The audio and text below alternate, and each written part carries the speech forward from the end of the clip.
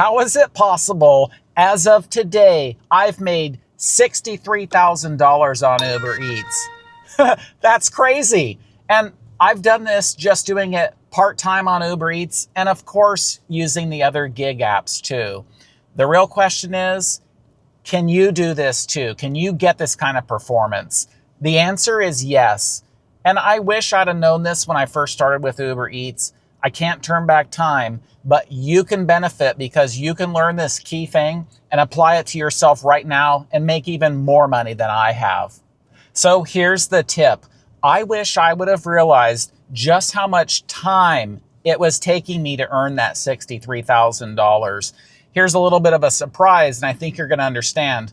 This is $63,000 over 7 years. Don't give in to despair, though, but that makes you value your time and the effort that it takes to earn this kind of money. That works out to roughly $9,000 per year, or $750 per month. So for Uber Eats being a part-time gig, is $750 per month good? It could be, but how much time are you spending to earn that money? And this is where I want to help you because I was spending a lot of time to earn that money. Don't get me wrong. You and I both know that we're going to work as long and as hard as we can to make money because we have financial goals to meet. There's no other option. And here's the equation. Work equals pay. So we're not losers. We work for our money. But you need to work smartly, and that's what I'm going to share with you. But first, real quick, please share in the comments below right now, how much is your average monthly take-home pay? And please share if that's full-time or part-time, because I think that's really going to play into making a big difference. I do this part-time, and your feedback is going to help all drivers who read these comments. So please do that right now. That'll be very helpful. Thank you.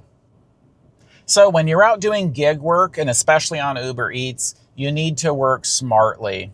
Your time is a limited resource, and so you want to minimize the time that you're spending working and maximize your earnings.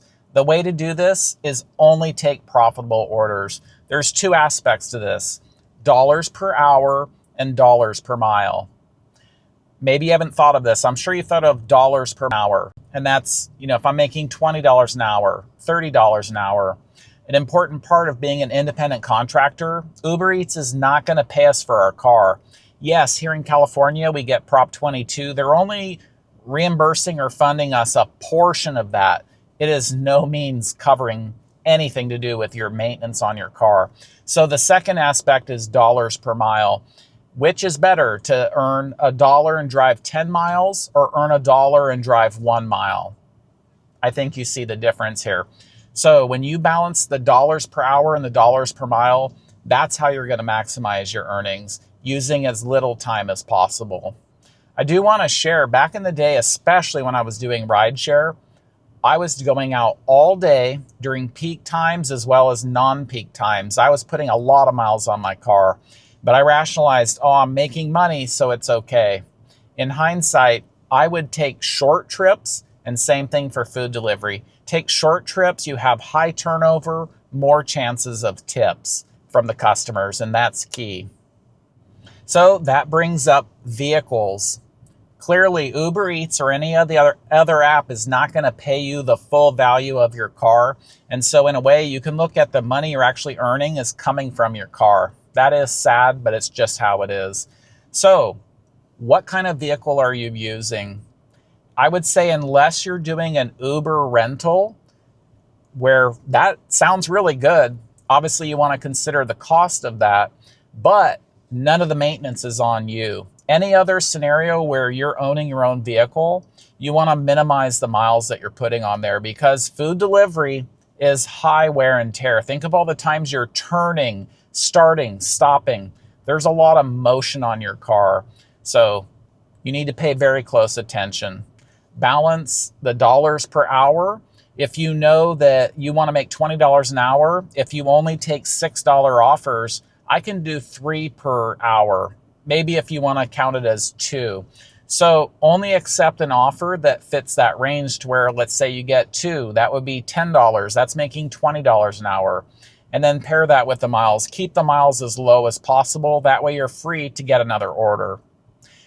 There is one time if you want to transition to a different market, if you know where the hotspots are, then maybe take an order that would pay you to get there. You want to be able to get more orders wherever you're ending up dropping off that order. So this is where potentially high mile orders can be profitable. Most of the time they're not, so pay close attention to that.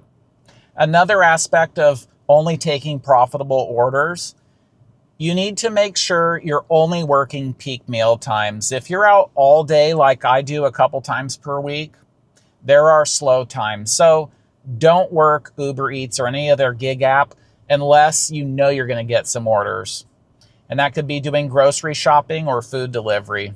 But if you're out driving around all day, you're racking up the hours of you working, and then where's the pay coming from? This is really going to impact you into not earning as much as I have. You can earn even more if you only work the peak meal times. So overall, I've just given you a brief glimpse of how valuable your time is. But especially as a new driver, how do you know how to actually deliver food? What is that process like? I've got good news for you. I've made a video teaching you how to do food delivery profitably and safely. So watch that video next, and I'll see you there.